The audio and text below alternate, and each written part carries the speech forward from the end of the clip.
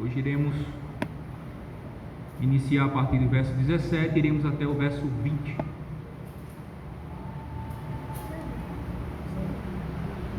Primeira Tessalonicenses, capítulo 2, verso 17 a 20.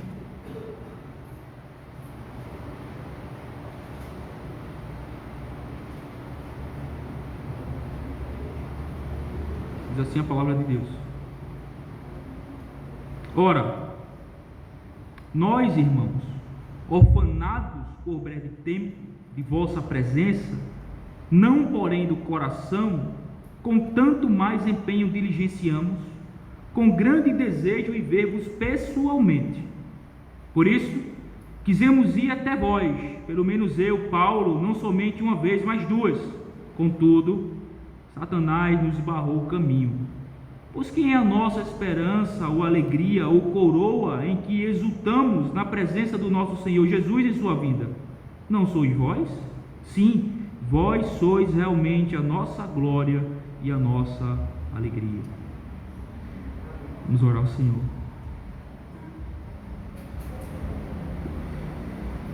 Senhor Deus bendito,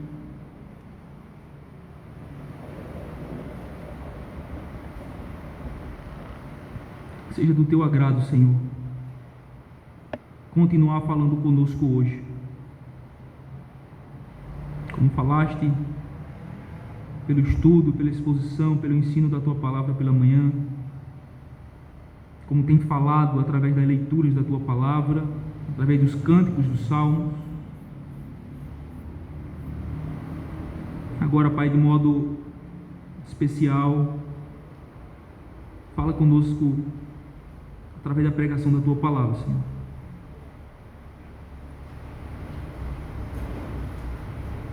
E tu sabes, Senhor, que para um mero mortal pregar é uma tarefa impossível, Senhor. É um milagre da tua parte operando em pecadores como nós. Pois a tua palavra é infalível e nós somos falíveis. A tua palavra é perfeita e nós somos imperfeitos. A tua palavra é inerrante e nós erramos. A tua palavra é santa e nós temos muito pecado ainda, Senhor. Por isso nós rogamos a ti, Senhor Deus, que por tua graça tenha misericórdia da minha pessoa, que tu nos conduza, nos oriente, Senhor, em verdade, em retidão, em justiça e em fidelidade às Escrituras, para que assim tenhamos a plena certeza de que o Senhor falou conosco e não o homem, Senhor, porque o que precisamos ouvir não é palavra de homem, precisamos ouvir a tua palavra, Senhor.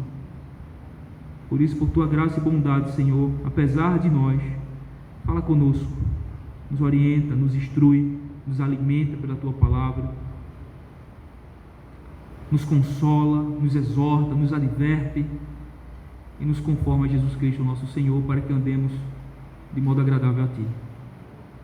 Se Deus, nós oramos a ti consciente da nossa total e completa dependência de ti, Senhor. Se nós te oramos em nome de Jesus Cristo. Amém. Amém. Os irmãos podem sentar.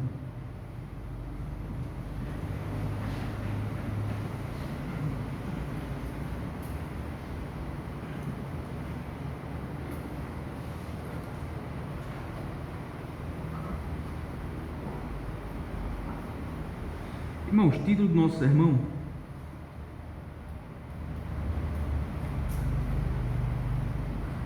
pensei em alguns,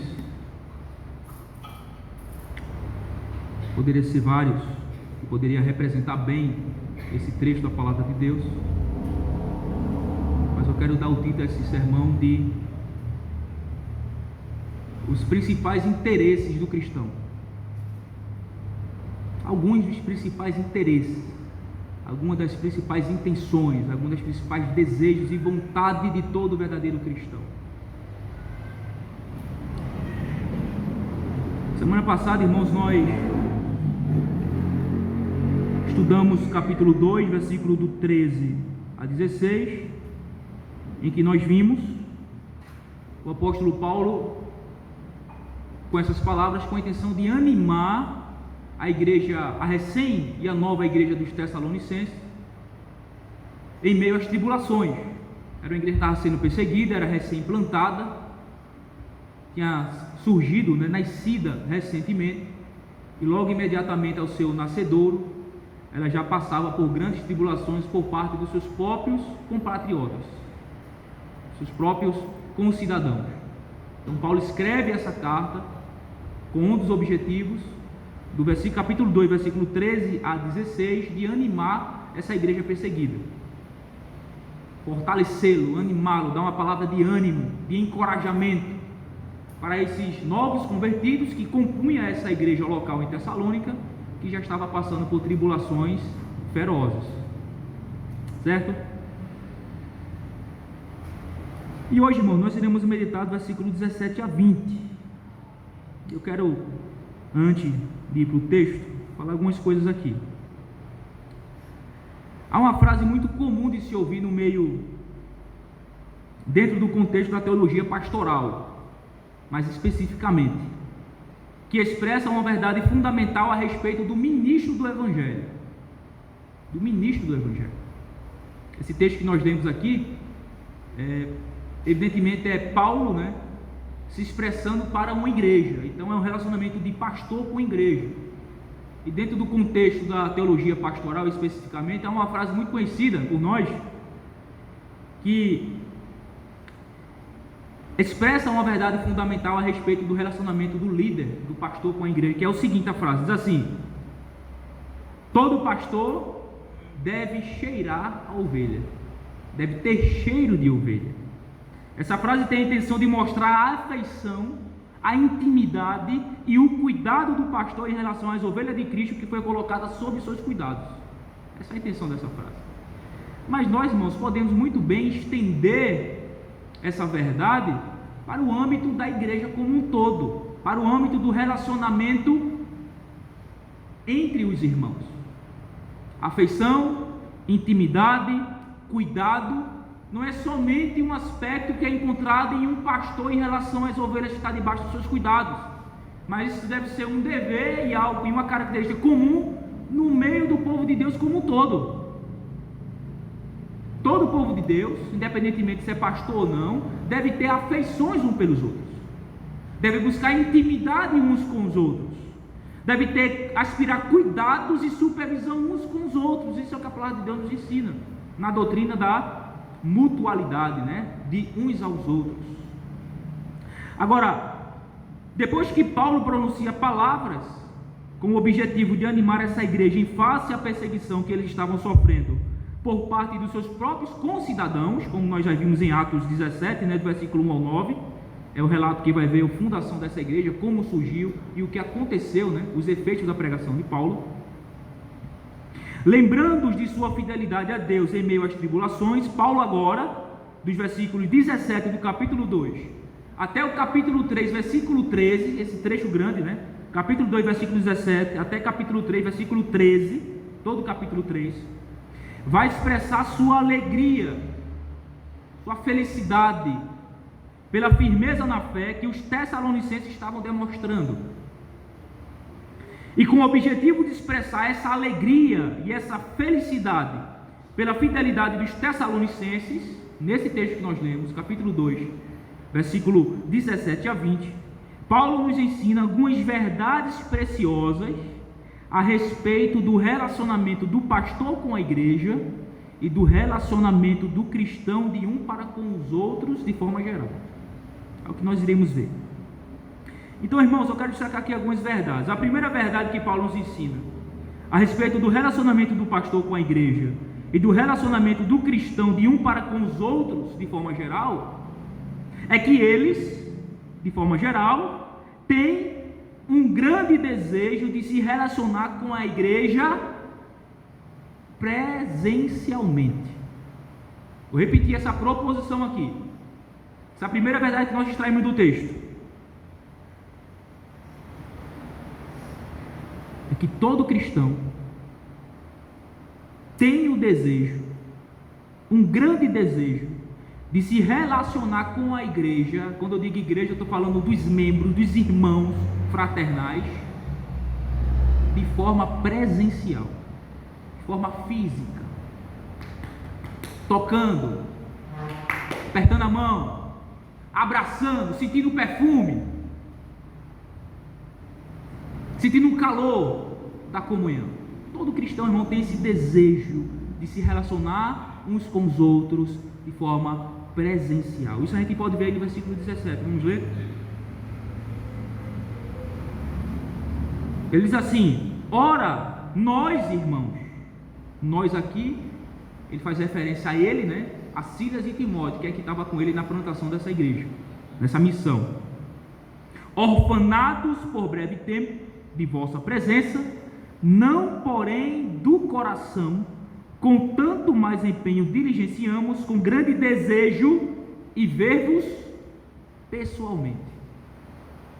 Paulo, evidentemente, era o pastor, foi o pregador, o instrumento na mão de Deus para plantar essa igreja. E a partir do momento que ele viu e percebeu uma obra da graça de Deus naquele lugar, convertendo pecadores a Cristo, automaticamente ele já despertou nele o desejo, a vontade, a afeição por aqueles novos convertidos, de maneira que ele desejava, ele queria estar com eles presencialmente. Agora, quero destacar a palavra orfanados do texto. Ora, nós, irmãos, orfanados. A palavra orfanado aí, irmão, significa privados dos pais pela morte. É uma palavra que é usada para se referir a filhos que perderam seus pais. E filhos que perdem os seus pais, tem muita saudade dele ou não? Perde seus pais definitivamente. A pessoa sente saudade, sente tristeza por não ter a presença física do pai com ele. Paulo usa essa palavra exatamente para expressar o seu desejo ardente de estar com os Tessalonicenses. E ele usa essa palavra que é para se referir a um luto. Alguém que está enlutado e que não tem mais a presença daquela pessoa consigo. Então, irmãos, nós fomos orfanados por breve tempo. Agora, interessante aqui é o seguinte: a velha e boa gramática, né, nos traz muito entendimento a respeito de um texto. Esse verbo orfanado aqui, ele está na voz passiva. E vocês que lembram aí o tempo de escola, da tia de português, né, de língua portuguesa, vocês irão lembrar de que quando o verbo ele está na voz passiva, significa que é o sujeito que recebe a ação. Quando está na voz ativa, é o sujeito que age. Mas quando está na voz passiva, é o sujeito recebendo uma ação de fora. E esse verbo aqui está exatamente na voz passiva. Orfanados, em uma voz passiva, significa que ele, junto com os demais, estava com ele, receberam uma ação, uma investidura, né, contra eles, que impossibilitou o estado deles com os irmãos de Tessalonicenses. Então algo aconteceu a parte dele, fora dele, externo a ele, por um outro agente moral, que resultou na impossibilidade de Paulo e os demais estar com os Tessalonicenses lá na cidade. Irmãos, o apóstolo Paulo, nessas palavras, revela um coração cheio de ternos afetos pelos Tessalonicenses, bem como um desejo ardente de nutrir comunhão com eles. Foi a pregação de Paulo que os trouxe à salvação em Cristo. O pouco tempo que Paulo passou entre eles, né, se os irmãos lembrarem, 3 semanas apenas, 3 sábados, logo depois que se converteram, houve um buruçu danado lá e Paulo teve que fugir praticamente. O pouco tempo que Paulo passou entre eles foi suficiente para testemunhar a obra da graça na vida deles. Uma fé verdadeira, uma verdadeira conversão, testemunhada até mesmo por outras igrejas. Em virtude disso, o coração de Paulo ligou-se ao deles imediatamente. E então é despertado em Paulo um zelo pastoral e um amor fraternal que nutria nele um desejo, um anseio ardente de gozar de um relacionamento íntimo, presencial, com os crentes de Tessalônica. Agora, irmãos, esse tino, essa sensibilidade pastoral, Nem todos têm, é verdade. Mas o amor fraternal e o desejo de estar juntos em cada oportunidade oferecida é comum de todo crente. Vou repetir isso aqui. Esse tino, essa sensibilidade pastoral, nem todos têm, evidentemente. É verdade. Mas o amor fraternal, o desejo de estar juntos, unidos com outros crentes, é comum de todo crente. Todo verdadeiro crente deseja, quer, anela, busca, se empenha para estar junto de outros crentes. Um crente verdadeiro não busca, não se empenha, não se esforça para estar junto com ímpios em um bar.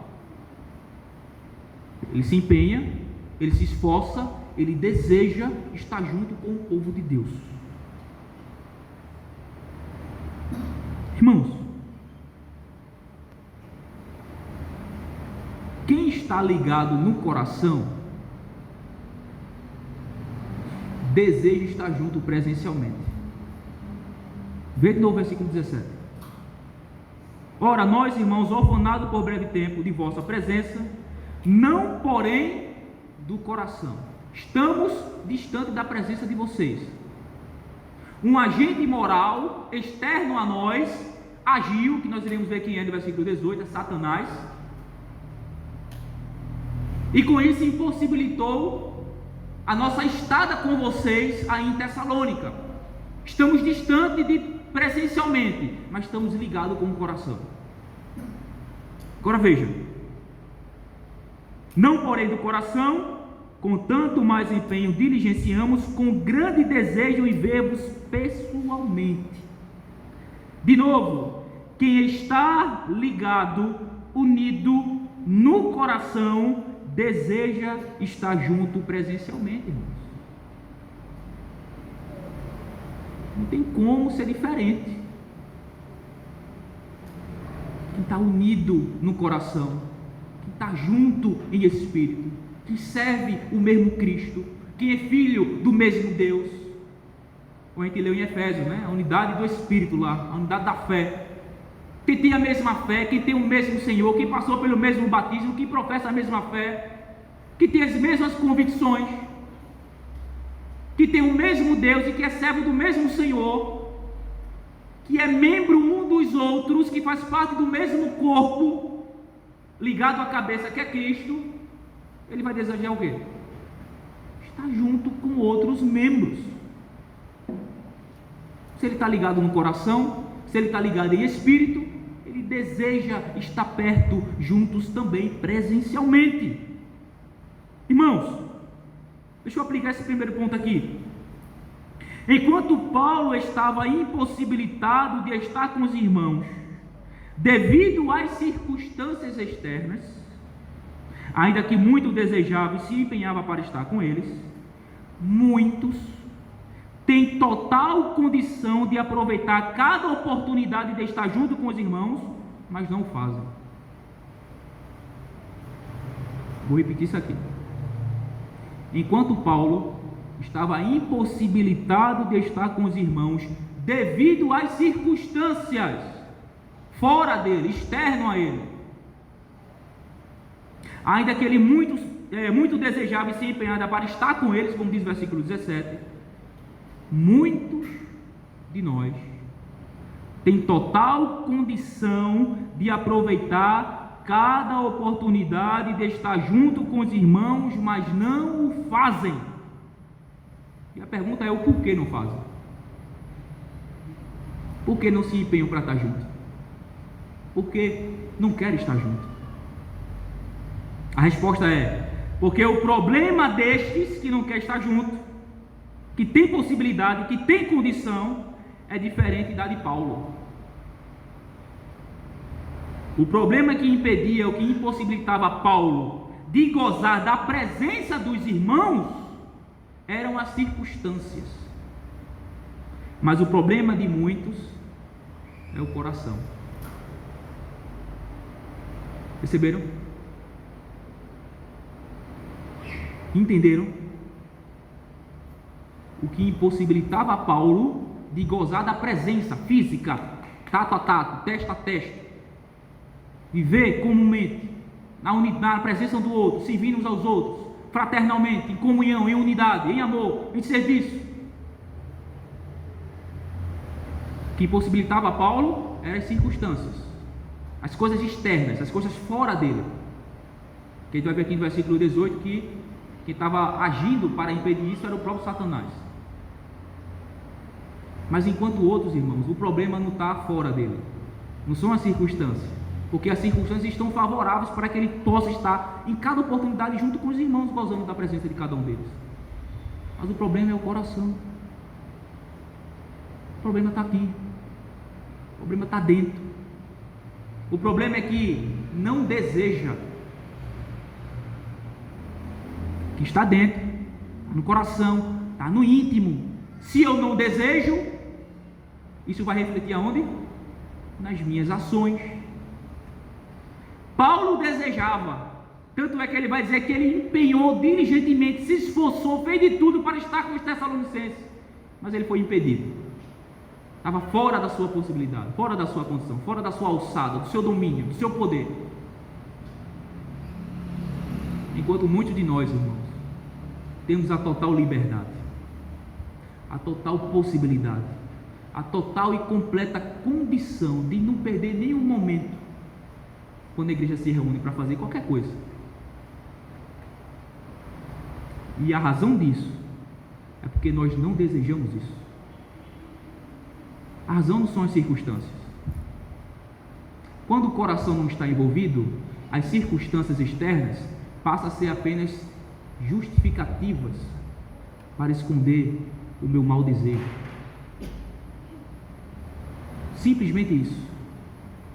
Quando eu não quero, quando eu não desejo, quando eu não tenho prazer nisto, a mínima que seja a circunstância já vai ser suficiente para me impedir de não vir e estar em comunhão com os irmãos, não participar de nada da igreja.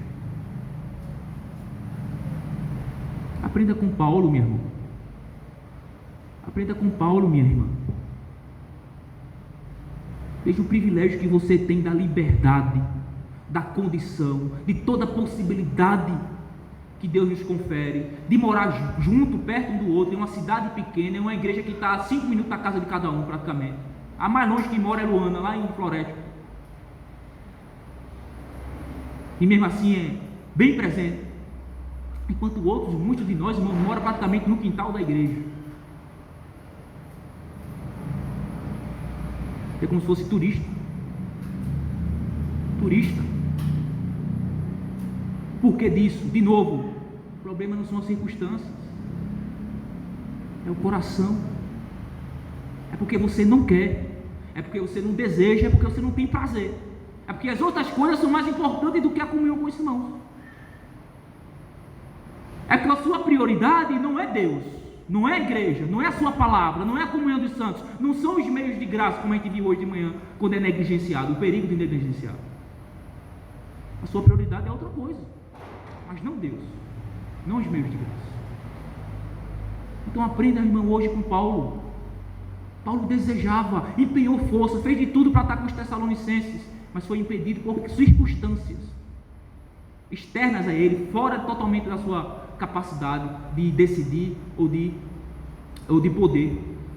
Mas o coração de Paulo estava com eles, o coração dele estava unido, ele desejava cheirar os irmãos, abraçar os irmãos, apertar a mão dos irmãos, discutir com os irmãos, exortar os irmãos, ser exortado, chamar a atenção, amar na prática, viver um com os outros, orientá-los, cuidá-los, pastoreá-los. Mas ele não tinha essa possibilidade. Enquanto nós temos, e não damos valor a isso. Não damos valor a isso.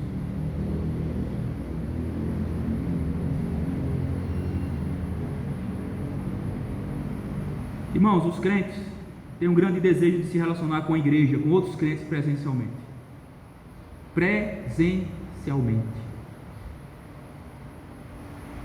Isso é nada mais, nada menos do que a consequência lógica de estar unido no coração, de ser portador da mesma fé. de ser servo do mesmo Deus, de servir o mesmo Cristo.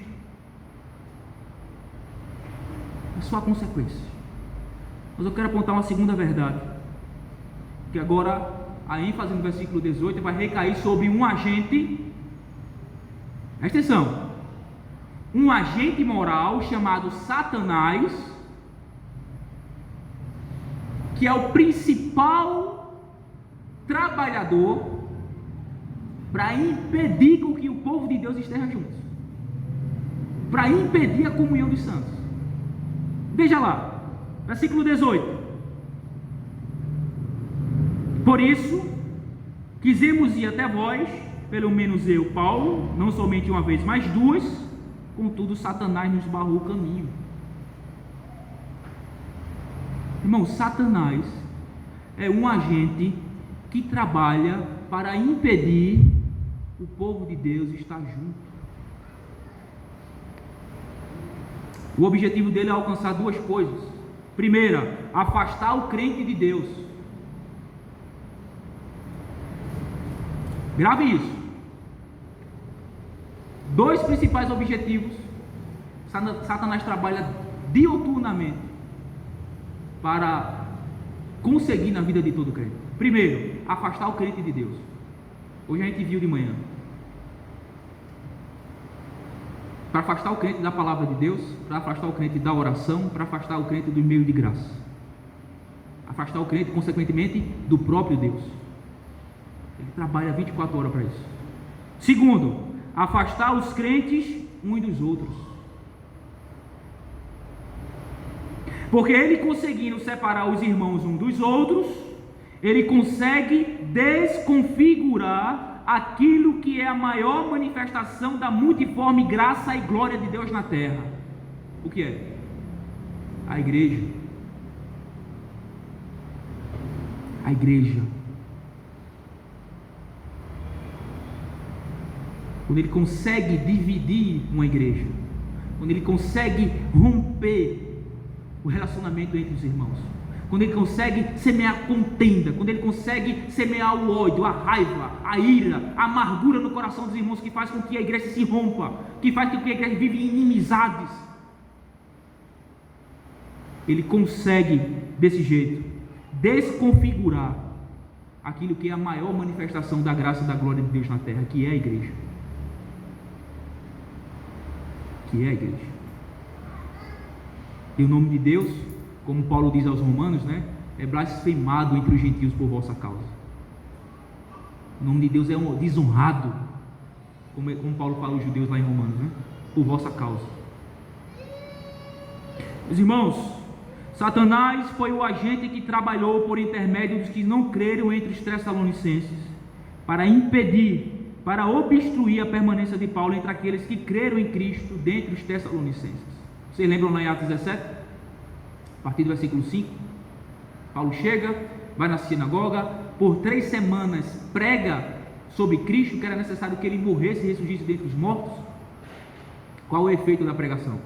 Versículo 4: uns se convertem dentre os judeus, uns judeus se convertem, uns homens piedosos gregos se convertem e algumas mulheres eminentes na cidade se convertem. Ali surge a igreja dos Tessalonicenses. Atos capítulo 17, versículo 1 a 9. Só que não houve somente conversão, houve também o quê? Perseguição. Aqueles que não se converteram se levantaram para perseguir Paulo, Silas e Timóteo, de maneira que eles entraram na casa de Jasson procurando eles não estavam, levaram Jasson às autoridades, ficaram presos, teve que pagar uma fiança para ser liberto. Com isso Paulo já desce para Bereia, Bereia acontece a mesma coisa. Depois vai para Atenas, de Atenas vai para Corinto. Quem foi que usou os incrédulos de Tessalônica? Satanás. Satanás usou os incrédulos para separar Paulo, Silas e Timóteo daqueles que tinham se convertido lá em Tessalônica. Percebe que ele age para fazer o quê? Separar. Trabalha para romper os relacionamentos cristãos. Foi ele, irmãos, o agente que trabalhou por intermédio daqueles incrédulos para separar Paulo daqueles que creram, do povo de Deus.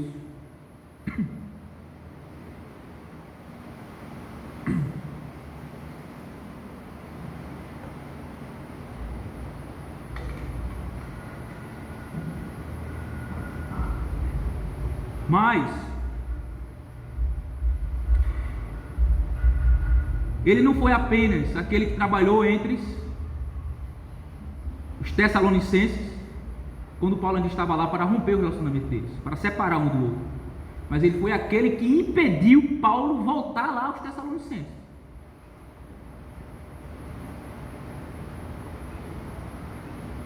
Para estar com os crentes de Tessalônica, como diz o texto, não é? Veja o que diz o texto.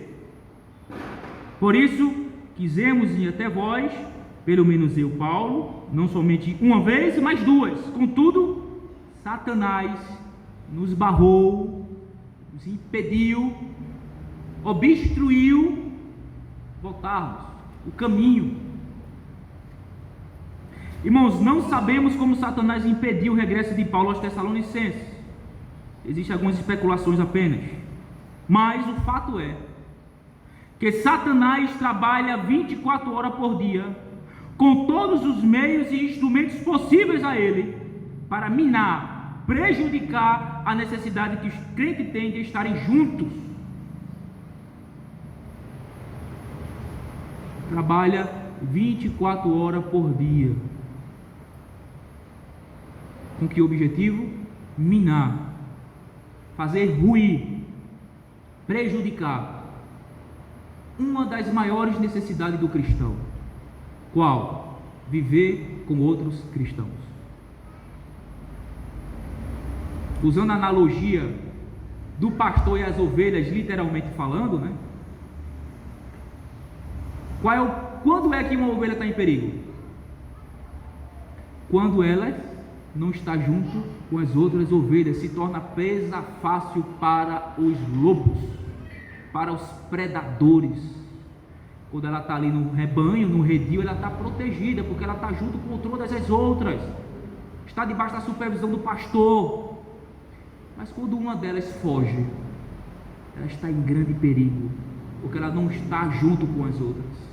Essa analogia é perfeita para a gente ilustrar o que Paulo está dizendo aqui. Satanás trabalha para afastar a ovelha do rebanho, para que assim ela se torne presa fácil. Irmãos, despertem, acordem, decidam o que vocês querem da vida de vocês. Quer servir a Cristo? Quero. Serve a Cristo junto com a igreja.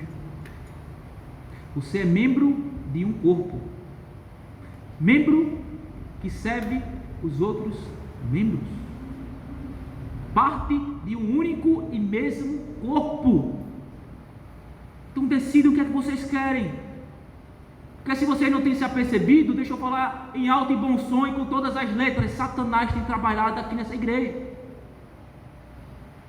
e tem tido muito bom êxito, infelizmente. Por quê? Porque o nosso coração está distante de Deus, e quando está distante de Deus, ele encontra espaço, semeia contenda, inimizade, briga, raiva, ódio. E o que é que acontece? Divisão, rompimento, inimizades. Chega disso, irmãos. Acaba com isso, irmãos. Já deu. Será que vocês ainda não aprenderam tantos anos?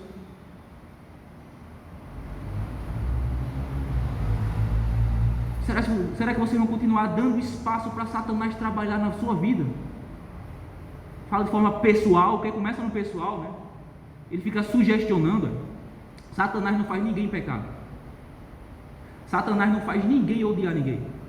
Satanás não faz ninguém estar em contenda e inimizade contra ninguém. Armadilhas. Vamos para Efésios, capítulo 6.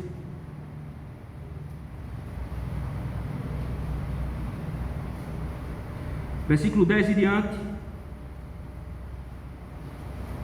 Quanto ao mais, serem fortalecidos no Senhor e na força do seu poder, revestido de toda a armadura de Deus, para poder ficar firmes contra o quê? Contra a cilada do diabo. Satanás não faz ninguém pecar. Agora ele coloca cilada em tudo quanto é canto. Ele coloca armadilha em toda esquina. E se nós não estivermos vigilantes, como nós aprendemos hoje de manhã, somos presa fácil. E nos tornamos presa fácil quando a nossa vida não está correta diante de Deus, quando a nossa vida está cheia de brecha, como os muros de Jerusalém, cheio de brecha.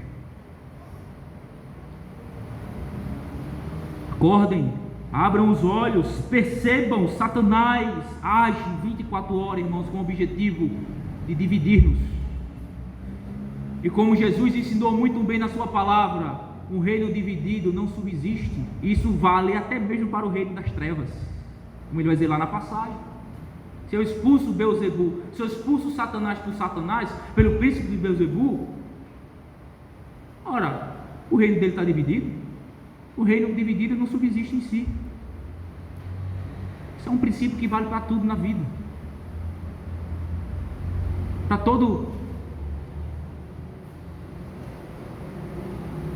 toda questão de coletividade, de uma pluralidade de pessoas. Se houver divisão, não subsiste, irmãos.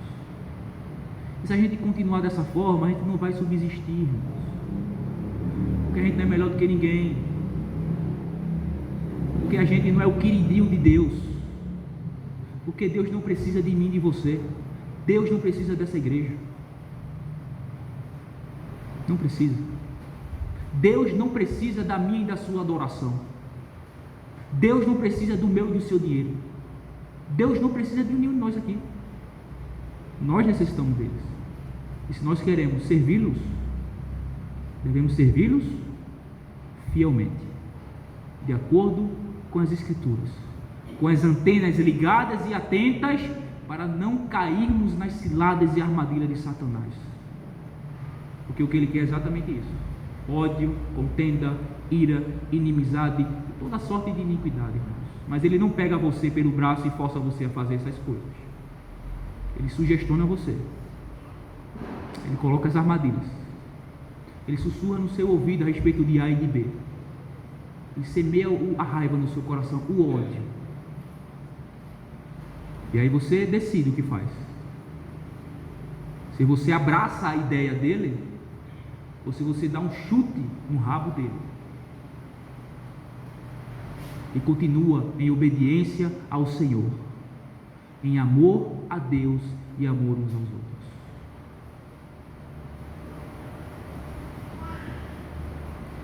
Satanás barrou o caminho de Paulo. Ele desejava, ele queria, ele anelava.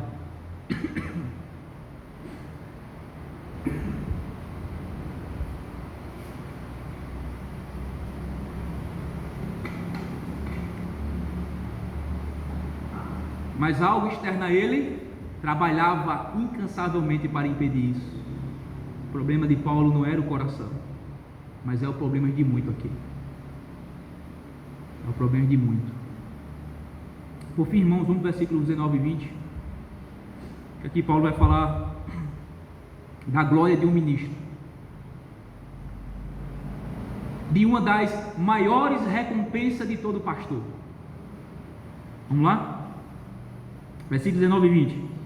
Pois quem é a nossa esperança, ou alegria, ou coroa, em que exultamos na presença do nosso Senhor Jesus em sua vinda? Não sois vós? Sim, vós sois realmente a nossa glória e a nossa alegria. Irmãos, um dos maiores prazeres para qualquer ministro fiel do Evangelho é quando ele chega lá para prestar conta, junto a ele esteja todos aqueles que Deus lhe confiou. Imagina isso, os ministros, os pastores, chegando diante de Deus para prestar conta, e junto a ele está aqueles que Deus lhe confiou, que Deus lhe deu para cuidar, para supervisionar. que Ele cuidou, que Ele se sacrificou, que Ele deu a sua vida, que Ele se empenhou, que Ele se cortou, que Ele sangrou, que Ele chorou. E quando chega lá, chega com todos aqueles, para adentrar as portões